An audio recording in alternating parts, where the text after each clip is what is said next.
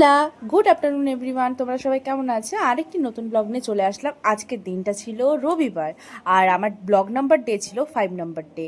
তো তোমরা কিন্তু সাথে থেকো প্লিজ। হ্যাঁ, আজ উঠেছি আমি অনেক লেট করে, কারণ সানডে, আর তার মধ্যে আগের দিন এত জার্নি হয়েছে। আমি 2 টাইম এত জার্নি করতে পারি না, খুব প্রবলেম হয়ে গেছিলো। এমনি 4 হুইলারে উঠতে পারি না, তার মধ্যে আবার এত আপ ডাউন করতে হয়েছে। আমার মতো এরকম মুড়ির সাথে চানাচুর দিয়ে আবার লেবু দিয়ে পেঁয়াজ দিয়ে খেতে কে পছন্দ করো? আমার তো খুব ভালো লাগে। আমার বাড়িতে কেউ ওরকম পছন্দ করে না, কিন্তু আমার খুব ভালো লাগে। এবার হচ্ছে কাল যে গিয়েছিলাম, দেখো 4 হুইলারে তো হচ্ছে এসির গন্ধে তো থাকা যায় না, এসিটা চালু করে দিয়েছিল, আরও থাকতে পারছিলাম না। তো এবার কি বলতো, জানলা খুলে দিয়েছিলাম, পুরো চুল টুলগুলো আমার বরবাদ হয়ে গেছিলো। এত সুন্দর চুলগুলো শ্যাম্পু ট্যাম্পু করে গেলাম, পুরো চুলে জটা নিয়ে বাড়িতে ফিরেছি। পুরো জট একদম লেগে গেছে, আমি আর ছাড়াতে পারছিলাম না। তারপরে আমি চলে গেলাম নন্দিতা দির কাছে। নন্দিতা দি আমাকে বাম্পার করে স্পা করে দিল।